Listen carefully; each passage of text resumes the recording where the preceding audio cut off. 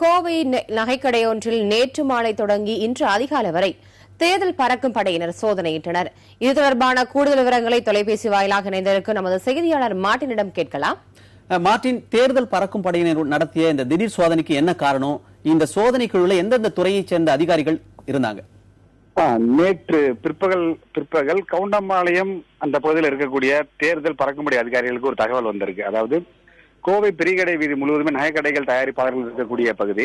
அங்க இருக்கக்கூடிய நகைக்கடையில ஒரு குறிப்பிட்ட கட்சியினர் மூக்குத்திகள் மற்றும் காது கம்மல் என்று சொல்லக்கூடிய காதில் அணியக்கூடிய தங்க பொருள் செய்வதாக லட்சக்கணக்கில் ஆர்டர் கொடுத்திருப்பதாக தகவல் கிடைத்ததை அடுத்து இந்த பெரியகடை வீதியில இருக்கக்கூடிய அந்த குறிப்பிட்ட கடையில் பாலமுருகன் என்ற ஒரு பறக்கும் படை உதவி அதிகாரி அங்கே சென்று பார்த்திருக்கிறார்.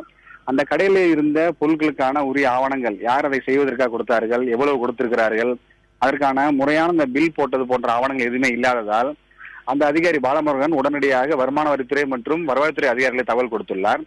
உடனடியாக வருமான வரித்துறை துணை ஆணையர் ராணி சுலக்ஷனா தலைமையிலே அங்கே வந்த அதிகாரிகள் கடையை முற்றிலுமாக மூடிவிட்டு உள்ளே இருந்த பொருட்களின் கணக்குகளை ஆய்வு செய்ய தொடங்கினார்கள்.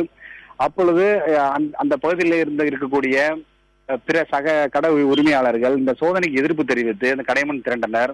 இதனால் அப்போது பரபரப்பான சூழல் ஏற்பட்டதை தொடர்ந்து அங்கே காவல்துறையினர் பாதுகாப்பில் ஈடுபடுத்தப்பட்டார்கள்.